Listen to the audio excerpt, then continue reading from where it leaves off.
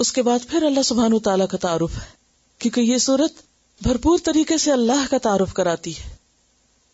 الذی خلق 7 سماوات طباقا، الذی وہ ذات، خلق جس نے پیدا کیے، 7 سماوات آسمان، طباقا تہ بتہ، ایک کے اوپر ایک. طباق کا لفظ طبق سے ہے، اور طبق کہتے ہیں ایک چیز کے اوپر اس کے برابر دوسری چیز رکھنا. پلیٹ کے لیے بھی طبق کا لفظ استعمال ہوتا ہے نا، تو جب ایک پلیٹ کے اوپر ایک رکھتے ہیں تو کیا ہوتا ہے، بالکل فٹ بیٹھ جاتی، ایک دوسرے کی مطابقت کرنا، برابر ایک دوسرے کے ساتھ فٹ آ جانا. اشارہ ہے ترتیب کی طرف، تنظیم کی طرف، بہترین تناسب کی طرف جو اللہ نے اپنی تخلیق کے اندر رکھا. الذی احسن کل شیء خلقہ، اس نے جو چیز بھی بنائی بہت ہی خوبصورت بنائی. ما ترى فی خلق الرحمن من تفاوت، ما ترى نہ تم دیکھو گے، فی خلق الرحمن رحمان کی تخلیق میں، من تفاوت کوئی تفاوت. تفاوت کا معنی ہوتا ہے عدم تناسب، فرق، بے جوڑ ہونا، بے ضابطگی. بنیادی طور پر یہ لفظ فوت سے ہے، فے واوتے. فات الامر کا معنی ہوتا ہے کسی کام کا وقت ہاتھ سے نکل جانا اور واپس نہ ہو سکنا، دو چیزوں کا آپس میں لگا نہ کھانا، یعنی یہ ایک طرح سے طباق کا اپوزٹ بن گیا معنی کے اعتبار سے. دو چیزوں کے اوصاف کا مختلف ہونا، ایک وصف جب دوسرے سے فوت ہو جائے تو اس کو تفاوت کہتے ہیں. ما ترى فی خلق الرحمن من تفاوت، تم رحمان کی تخلیق میں کوئی بے ضابطگی نہیں دیکھو گے. فرجع البصر، لوٹاؤ اپنی نظر، یعنی ایک دفعہ دیکھنے کے بعد پھر دیکھو. فرجع البصر یعنی پہلے اگر تم نے غور سے نہیں دیکھا تو پھر دیکھو. هل ترى من فطور، کیا تمہیں کوئی شگاف نظر آتا ہے، کوئی دراڑ، کوئی بے ضابطگی، کوئی رخنا، کوئی ٹوٹ پھوٹ، کوئی بے قاعدگی. هل ترى من فطور. ثم ارجع البصر، پھر نگاہ لوٹاؤ، ایک دفعہ اور دیکھو. کرتین، بار بار دیکھو، جتنی بار چاہو دیکھو. ینقلب، لوٹ آئے گی، الیک تمہاری طرف. البصر نگاہ، خاسئا تھک کر. خاسئ کا لفظ جو ہے یہ خے سین حمزہ سے، خسأ نظر کا تھکنا، اور ویسے معنی ہوتا ہے ذلت کے ساتھ دور پھینکنا، دھتکارنا. یعنی تمہاری نگاہ ایک طرح سے دھتکار دی جائے گی، اس کو کچھ بھی نہیں ملے گا، تھک جائے گی. وہو حسیر، اور وہ تھکی ہوئی ہوگی، کیونکہ جب انسان بہت زیادہ اپنی نگاہ کسی چیز پہ لگاتا ہے، کسی بھی چیز کو بہت زیادہ دیکھتا ہے تو دیکھتے دیکھتے نگاہ بھی تھک جاتی، آنکھیں دکھنے لگتی، عاجز ہو جاتی. پھر اس کے بعد آپ کوشش بھی کریں تو مزید دیکھ نہیں سکتے. تو کہا ہی جا رہا ہے کہ اتنا دیکھو، اتنا دیکھو کہ اس کے بعد مزید دیکھ نہ سکو، تب بھی تمہیں کوئی ایسی چیز نظر نہیں آئے گی کہ تم اللہ کی اس تخلیق میں کسی قسم کی کوئی بے قاعدگی، کوئی فطور، کوئی رخنا، کوئی تفاوت، کسی چیز کا اوپر نیچے ہونا، کسی چیز کا بے مقصد ہونا، بے غرض ہونا دیکھ سکو. کوئی بھی چیز بے مقصد نہیں، کوئی بھی چیز بے ضابطہ نہیں. اور اگر دیکھا جائے تو یہ بالکل درست ہے. ایک انسان ہے کہ جس کی زندگی تضادات سے بھری ہوئی ہے، نقص اور فساد کا مجموعہ ہے. اور اس کی وجہ کیا ہے؟ کیونکہ انسان کو آزادی ملی ہے، باقی کسی چیز کو آزادی نہیں ملی. سورج کے پاس اپنی کوئی آزادی نہیں کہ اپنی مرضی سے کبھی چاہے تو الٹی طرف چلے اور کبھی چاہے تو اپنی چال بدل دے. ستارے اپنی مرضی نہیں کر سکتے، سمندر اپنی مرضی نہیں کر سکتا. حالانکہ ایک انسان کے مقابلے میں ایک سمندر کا سائز آپ دیکھیں، اس کی قوت آپ دیکھیں، لیکن اس کے باوجود وہ ایک ڈسپلن میں ہے، اس کو نہیں توڑتا. جہاں تک اس کی لہروں کو آنا ہوتا بس وہیں آ کے رک جاتی، اس سے آگے نہیں جاتی. پہاڑوں کو آپ دیکھیں، بڑی سے بڑی مخلوق کو دیکھیں، ہر چیز اپنے طریقے پر اپنی حدود کے اندر ہے، ایک ضابطے میں ہے، ایک قاعدے میں ہے، اپنا مقرر کام کر رہی ہے، کسی دوسرے پر ظلم اور زیادتی نہیں کرتی، اپنی حدود میں. سورج کو آپ دیکھیں جس میں کئی لاکھ زمینیں سما جائیں. للشمس ينبغي لها ان تدرك القمر ولا الليل سابق النهار، کبھی ایسا نہیں ہوا کہ رات کے بعد دن آنے کے بعد پھر دوبارہ رات آ جائے. ولا الليل سابق النهار وكل في فلك يسبحون. ایک سے ایک چیز بڑی، ایک سے ایک چیز انوکھی، ایک سے ایک چیز عظیم، لیکن کہیں بھی آپ کو فساد نظر نہیں آئے گا، کہیں بھی آپ کو وہ ترتیب سے باہر نکلتے نظر نہیں آئیں گے. کہیں کوئی یہ نہیں کہہ سکتا کہ یہ چیز یہاں نہیں وہاں ہونی چاہیے تھی. کوئی نہیں کہہ سکتا کہ سورج کو رات کو اور چاند کو دن کو نکلنا چاہیے تھا. تو ان دونوں آیتوں کو آپ دیکھیے، ایک طرف بتایا گیا کہ رحمان کی تخلیق میں تفاوت نہیں، پھر کہا فطور نہیں، اور پھر کہا کہ غور کرو تو تم کچھ بھی ڈھونڈ نہیں سکو گے، کچھ بھی پا نہیں سکو گے. آسمانوں کو دیکھو، قرآن مجید میں آتا فَلَمْ يَنْظُرُوا إِلَى السَّمَاءِ فَوْقَهُمْ كَيْفَ بَنَيْنَاهَا وَمَا لَهَا مِنْ فُرُوجٍ. آسمانوں میں کہیں کوئی سوراخ، کوئی رخنہ نظر نہیں آتا. وَجَعَلْنَا السَّمَاءَ سَقْفًا مَحْفُوظًا، ہم نے آسمان کو ایک محفوظ چھت بنایا. کوئی ستارہ سیارہ اپنا مدار چھوڑ کے ہمارے سر پہ آ نہیں گرتا، ورنہ زندگی ممکن نہ ہوتی. کتنے بڑے بڑے سائز کے، زمین سے کئی گنا بڑے سائز کے بھاری بھرکم سیارے. صرف ہمارا جو سولر سسٹم ہے اس میں بھی جو سیارے ہیں، اس میں زیادہ تر سیارے زمین کے سائز سے کہیں بڑے ہیں، اور وہ سارے اپنی اپنی جگہ پر سورج کے گرد چکر لگا رہے ہیں. کوئی کسی سے ٹکرا نہیں رہا. اور یہ ایک دو دن کی بات نہیں، ہزاروں لاکھوں سال سے جب تک اللہ چاہے گا وہ اسی طرح اپنے اپنے دائرے میں کام کریں گے. لیکن انسان کیا کر رہا ہے؟ کیا ہم بھی اپنے دائرے میں کام کر رہے ہیں، یا اپنے دائرے کو چھوڑ کر ہر وقت دوسروں کے دائرے میں گھسنے کی کوشش کرتے ہیں؟ ہمیں جو نعمتیں ملی ہیں ان کی طرف ہماری توجہ نہیں ہوتی. ہمارا دھیان کہاں ہوتا ہے؟ اس پر جو دوسروں کو ملا ہے. اپنے کام سے ہمیں کم دلچسپی ہوتی، اس سے زیادہ ہوتی جو دوسرے کر رہے ہیں. اپنی غلطیوں کی طرف نظر نہیں ہوتی، وہ دیکھنے کا زیادہ شوق ہوتا ہے جو دوسروں میں ہے. اپنی ذمہ داریوں کی فکر نہیں، لیکن اگر کوئی ادا نہ کر رہا ہو تو اس کے پیچھے ضرور پڑیں گے. اسی سے پھر فساد ہوتا ہے، اسی سے ظلم ہوتا ہے، اور اسی سے احسن عمل اسوأ عمل میں بدل جاتے ہیں. کائنات کیوں اتنی پرسکون ہے؟ ہر چیز کیوں اتنی خوبصورت ہے؟ ستاروں کو دیکھیں تو ایک خوشی ہوتی، سمندر کو دیکھیں ایک سکون ملتا ہے. حالانکہ اس کے اندر زبردست قسم کی لہریں اٹھتی ہیں، لیکن اس کے باوجود ایک پرسکون منظر دیتا ہے. درختوں کو دیکھیں تو خوشی ہوتی. یہ اس لیے کہ ہر ایک اپنی حدود کے اندر، ہر ایک ویسے ہی ایکٹ کر رہا ہے جیسے اللہ نے اس سے چاہا ہے. اگر پہاڑ اپنی جگہ سے چلنے لگے تو ہم کیا کریں گے؟ اگر سمندر کا پانی کہیں رک کے نہ دے تو کیا کریں گے؟ اگر زمین ہمارے پاؤں کے نیچے تھمے نہیں تو کیا کریں گے؟ اگر رات جا کے نہ دے تو کیا کریں گے؟ اگر بارش تھم کے نہ دے تو کیا کریں گے؟ کبھی نہیں سوچتے ہم کہ یہ کون کر رہا ہے، اور یہ کس کی اطاعت کر رہے ہیں، سب کس کی بات مان رہے ہیں؟ کیا وجہ ہے کہ یہاں پر 7 آسمانوں کی بات کی گئی اور پھر ان سب چیزوں کے اندر پائے جانے والے ڈسپلن کی بات کی گئی؟ پچھلی آیت سے اس کا کیا تعلق ہے؟ یعنی احسن عمل کیسا عمل ہوتا ہے، اس کی مثال اور اس کی علامات کائنات میں دیکھو. اپنے اوپر پھیلے ہوئے آسمان میں دیکھو کہ وہاں کتنا شدید ڈسپلن ہے.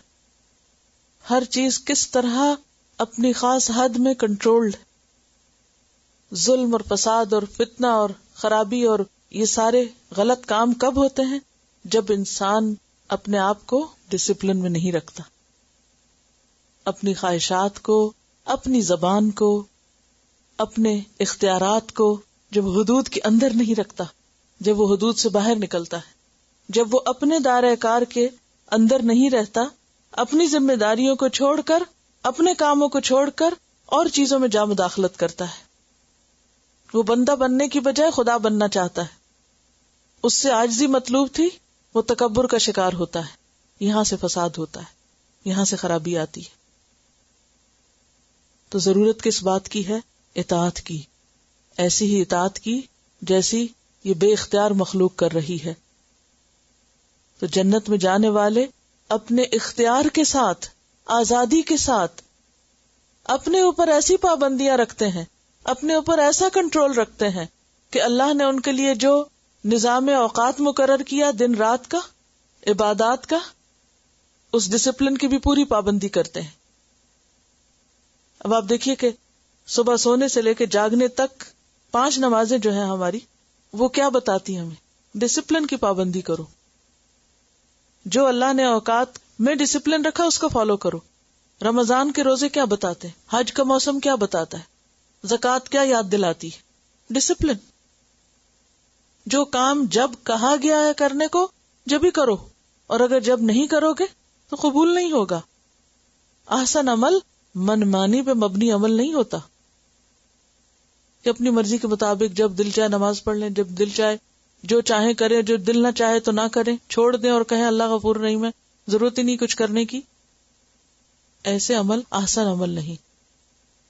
ایک روایت میں آتا ہے کہ کچھ عمل ایسے ہیں جو اللہ دن کو چاہتا ہے، وہ دن میں ہی قبول ہوتے ہیں، رات میں نہیں ہوتے۔ کچھ کام ایسے ہیں جو رات کو کرنا ہوتے ہیں، وہ رات ہی میں قبول ہوتے ہیں، وہ دن کو نہیں ہوتے۔ تو ہر چیز کا ایک وقت مقرر ہے اور پھر ایک طریقہ مقرر ہے۔ اگر ہماری نماز، ہمارا روزہ، ہماری حج، زکوٰۃ، فرائض عبادات اس طریقے پر نہیں جو بتائے گئے تو وہ بھی قابل قبول نہیں۔ اسی طرح ہماری ازدواجی زندگی کے معاملات، حلال و حرام کی جو پابندیاں ہیں، جائز اور ناجائز جو کچھ بتایا گیا، اگر اس چیز کی بھی پابندی نہیں ہوگی تو قبول نہیں۔ حضرت ابن عمر سے جب پوچھا گیا کہ احسن عمل کیا ہے، احسن عمل کس کا ہے، تو انہوں نے کہا جو سب سے زیادہ حرام سے بچنے والا ہو۔ احسن عمل کس کا ہے؟ جو سب سے زیادہ حرام سے بچنے والا۔ حرام اصل میں کیا ہے؟ جس چیز میں شدت کے ساتھ ناپسندیدگی پائی جاتی، جو اللہ نے منع کر دیا کہ نہیں کرنا یہ۔ اگر کوئی شخص اس سے نہیں رکتا تو اس کا عمل احسن نہیں ہو سکتا، خوبصورت نہیں ہو سکتا، وہ امتحان میں فیل ہے۔ مزید تعارف، وَلَقَدْ زَيَّنَّا السَّمَاءَ الدُّنْيَا بِمَصَابِيحَ، اور البتہ تحقیق زینت دی ہم نے، خوبصورت بنایا ہم نے، السماء الدنیا، آسمان دنیا کو، بمصابیح، ستاروں سے، وجعلناها، اور بنایا ہم نے ان کو، رجومن، آلات سنگباری، للشیاطین، شیطانوں کے لیے، شیطانوں کو مار بگانے کا ذریعہ، وَأَعْتَدْنَا لَهُمْ عَذَابَ السَّعِيرِ، اور تیار کیا ہم نے ان کے لیے بھڑکتی ہوئی آگ کے عذاب کو، بھڑکتی ہوئی آگ کا عذاب ہم نے ان کے لیے تیار کر رکھا ہے۔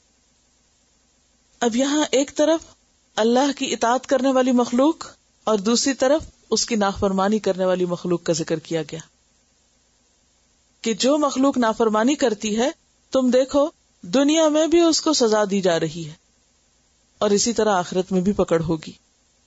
وَلَقَدْ زَيَّنَّا السَّمَاءَ الدُّنْيَا، آسمان دنیا سے مراد وہ آسمان ہے جو ہمیں نظر آتا ہے، اور اس کو اللہ سبحانہ وتعالیٰ نے دن کو مختلف رنگوں سے، کبھی اس پہ بادل ہیں، کبھی اس پر دھند چھائی ہوئی، کبھی وہ نیلا آسمان دکھائی دیتا ہے، کبھی شفق کا رنگ سرخی مائل دکھائی دیتا ہے، کبھی اورنجش ہوتا ہے، کبھی کوئی اور اس پر نظارہ ہوتا ہے۔ تو دن کو اس کے مختلف قسم کے رنگ اس پر ایک خوبصورتی بکھیرتے ہیں، اور رات کے وقت جب اندھیرا چھا جاتا ہے، آسمان کا اپنا کوئی رنگ نظر نہیں آتا، صرف سیاہ ہوتا ہے، تو اس وقت اس کے اوپر ستارے ٹک جاتے ہیں اور ان کی چمک ایک حسن پیدا کرتی ہے۔ تو آسمان کا حسن رات کے اندھیرے میں بھی کیا ہے؟ ستارے ٹمٹماتے ہیں، یعنی دن میں بھی اس کا حسن ہے اور رات میں بھی اللہ نے اس کو حسن بخشا ہے۔ تو اسی طرح احسن عمل اور مومن کا اچھا عمل ہر حال میں، دن کی روشنی میں بھی اور رات کے اندھیرے میں بھی، کائنات کی ہر چیز ہمیں اللہ کی اطاعت کا طریقہ سکھاتی ہے کہ دیکھو وہاں کیا ضابطہ اور اصول ہے اور تمہیں کیا کرنا ہے۔ سورۃ صافات میں بھی آتا ہے اِنَّا زَيَّنَّا السَّمَاءَ الدُّنْيَا بِزِينَةٍ الْكَوَاكِبِ وَحِفْظًا مِّن كُلِّ شَيْطَانٍ مَارِدٍ۔ سورۃ الحجر میں آتا ہے وَلَقَدْ جَعَلْنَا فِي السَّمَاءِ بُرُوجًا وَزَيَّنَّاهَا لِلنَّاظِرِينَ وَحَفِظْنَاهَا مِن كُلِّ شَيْطَانٍ رَجِيمٍ إِلَّا مَنِ اسْتَرَقَ السَّمْعَ فَأَتْبَعَهُ شِهَابٌ مُّبِينٌ۔ اور مصابیح کا لفظ جو ہے یہ مصباح کی جمع ہے۔ مصباح روشن ستارے کو کہتے ہیں، اور مصباح کا لفظ جو ہے یہ صبح سے ہے، صاد بے ہے۔ صبح کا معنی ہوتا ہے روشن ہونا، اور اسی سے صبح کا لفظ ہے جس کو ہم صبح کہتے ہیں۔ صبح میں بنیادی طور پر سرخ رنگ کی طرف اشارہ ہوتا ہے، یعنی سرخ رنگ کی روشنی۔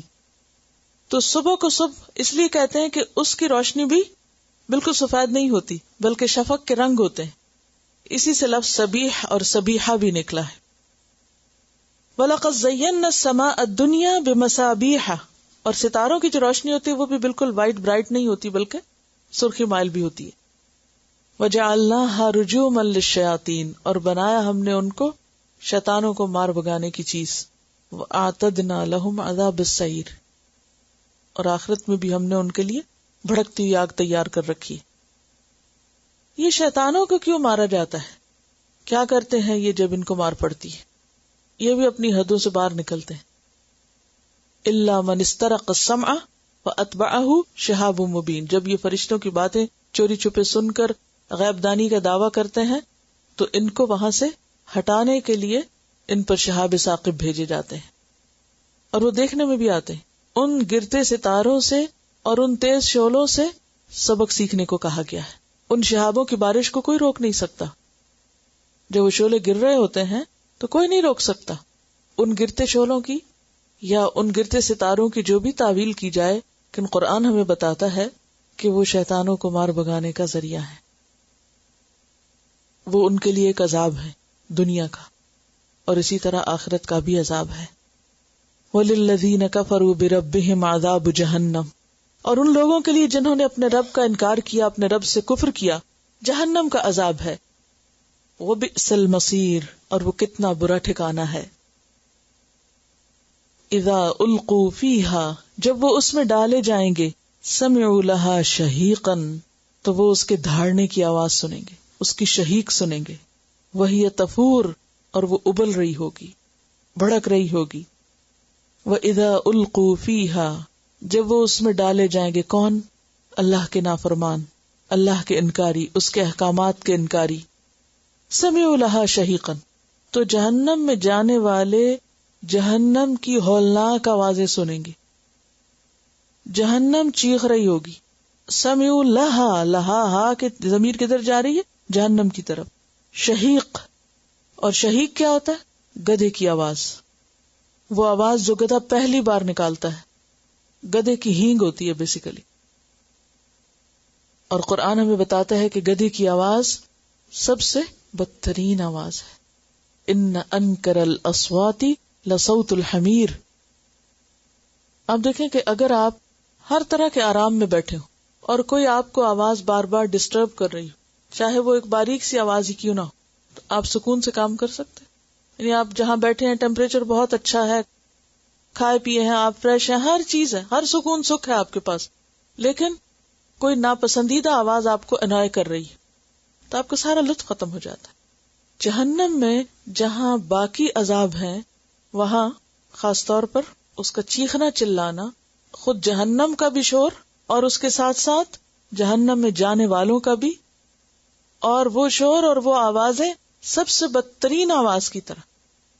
یہاں پر تو کبھی آپ کو شاید گدھے کی آواز سننے کا موقع نہ ملا ہو، لیکن اگر آپ کسی ایسی علاقے میں رہے ہوں یا کہیں ایسی جگہ کچھ وقت گزارا ہو کہ جہاں ایک کے بعد ایک گدھا بولنا شروع کر دیتا ہے، تو وہ کس قدر ناگوار کیفیت ہوتی ہے۔ تو جہنم میں ایک طرف تو جلنا، پھر اس کا کھانا پینا بدترین، اور اس کی اسمیل اور اس کا ہر چیز میں خرابی، اور اس کے ساتھ اوپر سے شور، یعنی آوازیں کس طرح اریٹیٹ کرتی ہیں نا۔ اور اگر آپ خود تکلیف میں، مثلا اگر آپ کو سر درد ہو تو پھر آواز کیسی لگتی، اور بھی بری لگتی ہے نا۔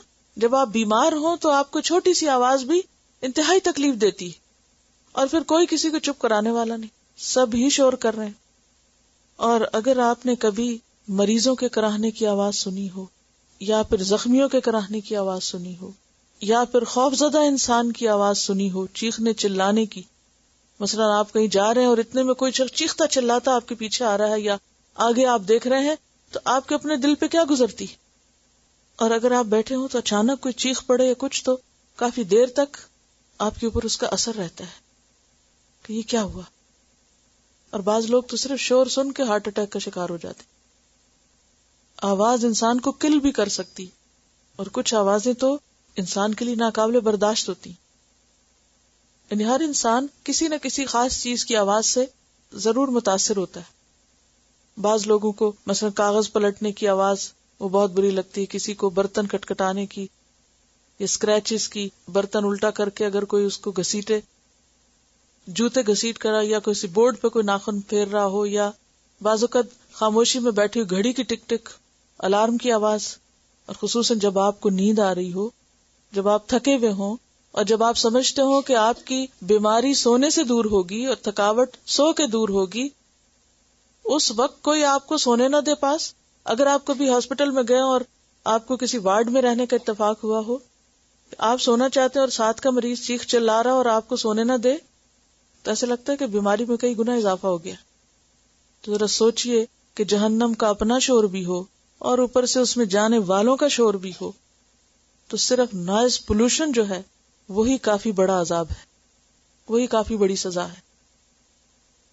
جیسے فارسٹ جلتے وقت جو ایک خاص قسم کی لکڑی کے جلنے کی اور کریک ہونے کی جو آوازیں ہوتی ہیں، اور اس میں سے چنگاریوں کے پھٹنے کی، اور ایک ہوتی ہے نا عام طرح کی چیخیں، اور ایک ہوتی ہے جب کوئی جل جائے یا کوئی کسی شدید تکلیف میں ہو، تو اس وقت جو چیخوں کے اندر جو ایک درد بھی ہوتا ہے اور چنگھاڑ بھی اور فریاد بھی، وہ ناقابل برداشت ہوتی ہے. صرف سننا اس کا، کہاں یہ کہ جو سن رہے ہیں وہ خود بھی اسی مصیبت میں. کیوں بار بار کہا گیا وقنا عذاب النار، ربنا آتنا فی الدنیا حسنۃ وفی الآخرۃ حسنۃ. صرف یہاں تک نہیں ہے دعا، وقنا عذاب النار. آگ کا جو عذاب ہے، آگ کی جو تکلیف ہے، وہ بدترین تکلیف ہے. اور دوزخ اتنے غصے میں ہوگی کہ تکاد تمیز من الغیظ، قریب ہے کہ پھٹ پڑے غصے سے، چیخ چیخ کے جیسے وہ ٹکڑے ٹکڑے ہو جائے. غیظ جو ہوتا ہے وہ غضب سے آگے ہوتا ہے، دوسرے درجے کی ناراضگی جو انسان کا خون تیز کر دیتی ہے. اور تمیز کا لفظ جو ہے میم یہ زے سے، تمیز کہتے ہیں دوسرے سے الگ ہونا، کسی چیز کو دوسرے سے فوقیت کی بنیاد پر الگ کرنے کے لیے بھی لفظ آتا ہے. یعنی دوزخ گویا خود جیسے پاگل ہو رہی ہو غصے سے، اور وہ پھٹ کے ٹکڑے ٹکڑے ہو رہی ہو. کبھی آپ نے دیکھا ہوگا کہ جب شدید قسم کے ایکسیڈنٹس ہوتے ہیں تو گاڑیاں کٹ جاتی، ٹوٹ کے پھٹ جاتی، الگ الگ ہو جاتی. ایسا شدید شور اور ایسا شدید قسم کا ہنگامہ ہوتا ہے کہ جیسے وہ چیزیں بھی غصے سے تھرا اٹھی ہیں اور کٹ پھٹ رہی ہیں. تکاد تمیز من الغیظ، سورۃ فرقان میں آتا ہے اذا رأتہم، جہنم جو ہے اذا رأتہم جب انہیں دیکھے گی، مجرموں کو، من مکان بعید دور سے، سمعوا لہا تغیظا وزفیرا تو سنیں گے وہ اس کا غصہ اور اس کا پھنکارنا. دور سے ہی اس کی چیخیں انہیں سمجھ آ رہی ہوں گی، یعنی اتنا جہنم کا اپنا شور ہوگا. کلما القی فیہا فوج، جب اس میں کوئی فوج ڈالی جائے گی، لوگوں کا گروہ یا امبوہ ڈالا جائے گا، لشکر کا لشکر، سألہم خزنتہا، تو جہنم کے دربان ان سے پوچھیں گے، جو غلاظ شداد ہے، لا یعصون اللہ ما امرہم، مالک اور اس کے ساتھی. 19 عدد. سألہم خزنتہا الم یأتکم نذیر، تمہیں کوئی ڈرانے والا نہیں آیا تھا، تمہارے پاس کوئی نہیں آیا تھا جو تم کو بتاتا ہے اس دن سے، جو تمہیں خبردار کرتا ہے اس دن کے عذاب سے؟ کسی نے تم کو کچھ نہیں بتایا؟ الم یأتکم نذیر، کس قدر ضروری ہے لوگوں کے پاس پیغام پہنچایا جائے. وَإِن مِّن قَرْيَةٍ إِلَّا خَلَا فِيهَا نَذِيرٌ، اللہ نے تو بندوبست کیا ہے. قالوا بلا، وہ کہیں گے آیا تھا، کیوں نہیں. قد جاءنا نذیر، تحقیق آیا ہمارے پاس ڈرانے والا. فکذبنا، پھر ہم نے اس کو جھٹلا دیا. وقلنا، اور ہم نے کہا ما نزل اللہ من شیء، اللہ نے کچھ بھی نہیں اتارا. یہ تم اپنے پاس سے باتیں کرتے، یہ مولوی خود ہی ڈراتے رہتے ہیں. اللہ نے نہیں کچھ اتارا، اللہ ایسا ظالم نہیں ہو سکتا. ان انتم الا فی ضلال کبیر، نہیں تم مگر بہت بڑی گمراہی میں. ان انتم، نہیں تم، الا مگر، فی ضلال کبیر، بہت بڑی گمراہی میں، تم ہی گمراہ ہو. ہم نے ہدایت دینے والوں کو گمراہ ثابت کیا، انہی کو برا بھلا کہا. وقالو، اور وہ کہیں گے لو کننا نسمع، کاش ہم سن لیتے، کاش ہم سنتے تو صحیح، او نعقل، یا ہم سمجھتے تو صحیح، ما کننا فی اصحاب السعیر، نہ ہوتے ہم بھڑکتی ہوئی آگ والوں میں سے. سنانے والوں کی، بتانے والوں کی بات تو سنتے، کیونکہ مشکل یہ ہے کہ انسان حق بات سننا بھی نہیں چاہتا. کبھی اس کو سنانے والے سے ضد ہوتی، کبھی وہ اپنے آپ کو سنانے والے سے زیادہ عقل مند سمجھتا ہے، بہتر سمجھتا ہے، اپنے من گھڑت فلسفوں کی وجہ سے، اپنی خیالی جنت میں بسے ہونے کی وجہ سے. وقالوا لو کننا نسمع او نعقل، کیونکہ اگر سب کے کان کام نہیں بھی کرتے تو دیکھ کے کسی نہ کسی طریقے سے انسان بات سمجھ سکتا ہے. لیکن کب بات سمجھ نہیں آتی؟ جب انسان سمجھنا نہیں چاہتا، تو اللہ بھی دلوں پہ مہر لگا دیتا ہے. ختم اللہ علی قلوبہم وعلی سمعہم وعلی ابصارہم غشاوۃ ولہم عذاب عظیم. سورۃ الکہف میں آتا ہے انا جعلنا علی قلوبہم اکنۃ ان یفقہوہ، ہم نے ان کے دلوں پہ پردے ڈال دیے کہ وہ نہ سمجھیں اس کو. پیچھے بھی گزرا ہے نا کہ اللہ نے ان کے دلوں پہ مہر لگا دی. بل طبع اللہ علیہا بکفرہم فہم لا یفقہون، تو سمجھتے ہی نہیں. جب انسان کو انٹرسٹ شو نہیں کرتا، جب اسے دلچسپی نہیں ہوتی، جب اسے حق اچھا نہیں لگتا، تو پھر اللہ کا حق اور اللہ کا دین اتنا سستا نہیں کہ زبردستی ضرور ہی دلوں میں اتارا جائے. اور وہ ایک دوسرے کو بھی سننے سے منع کرتے تھے. وقال الذین کفروا لا تسمعوا لهذا القرآن، وہ کہتے تھے یہ قرآن مت سنو، یہ تمہارا برین واش کر دیں گے، تمہیں میسمرائز کر دیں گے.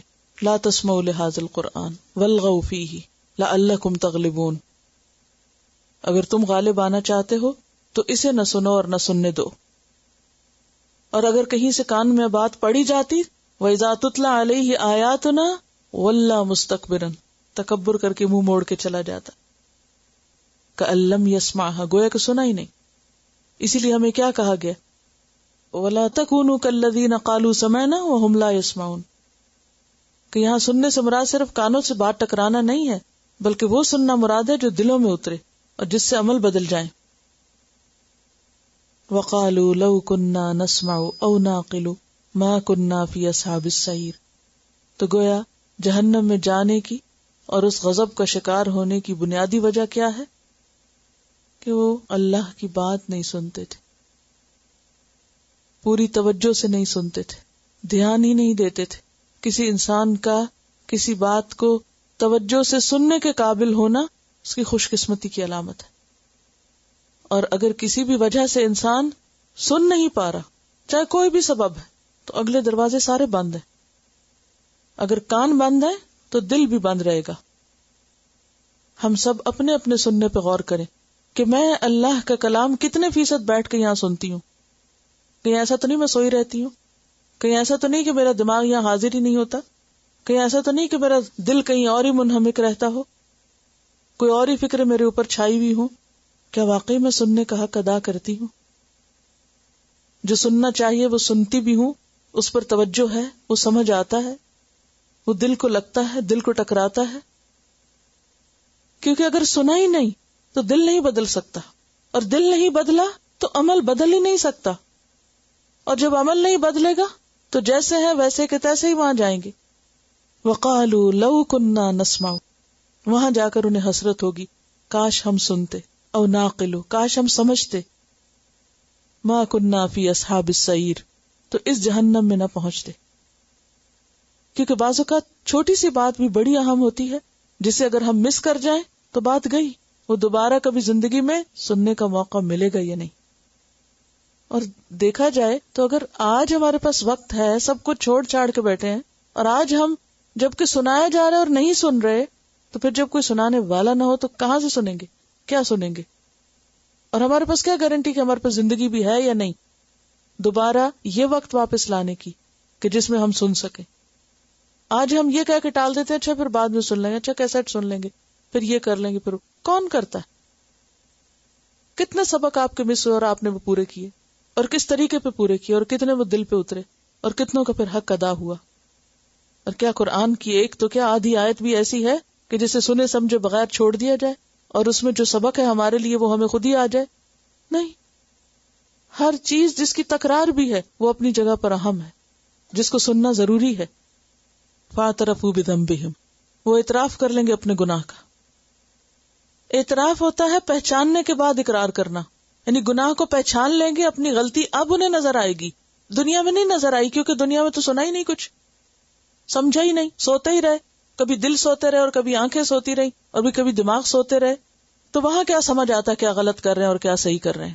لیکن جہنم کے شعلے دیکھ کے کوئی نہیں سو سکے گا، وہاں کسی کو نیند نہیں آئے گی. جو دنیا میں سوتے رہتے ہیں وہ وہاں نہیں سو سکیں گے، جو یہاں جاگتے ہیں وہ وہاں سکون پائیں گے. جن کے دل یہاں جاگتے ہیں، جن کے کان جاگتے ہیں، جن کی آنکھیں جاگتی ہیں، اور اس میں آپ دیکھیں کہ پیغمبر جو ہمارے لیے اسوہ حسنہ ہے، ان کے بارے میں کیا آتا ہے کہ وہ سو کر بھی نہیں سوتے تھے. جیسے وہ ایک حدیث میں آتا ہے نا کہ آپ کے پاس دو فرشتے آئے، ایک نے کہا کہ تمہارے ساتھی سو رہے ہیں، تو دوسرے نے کیا کہا؟ صرف آنکھیں سو رہی، دل نہیں سو رہا. تمہاری تو آنکھیں بھی کھلی ہو تو دل سویا رہتا ہے. لاہیۃ قلوبہم، کیونکہ وہ اور ہی فکروں میں منہمک ہے، اور ہی باتیں ان کے اوپر چھائی ہوئی ہیں، اور ہی مسئلے مسائل ہیں. قرآن اہم نہیں ہے، اور چیزیں اہم ہیں. فاعترفوا بذنبہم، وہاں اپنا قصور پتہ چل جائے گا کہ غلطی کہاں تھی. لیکن وہاں سمجھنے کا کیا فائدہ؟ وہ تو فرعون کو بھی مرتے وقت اپنا قصور پتہ چل گیا تھا.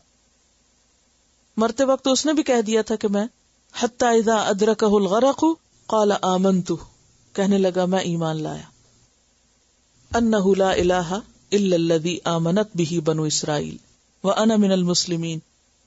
کیا کہا گیا تھا اس کا؟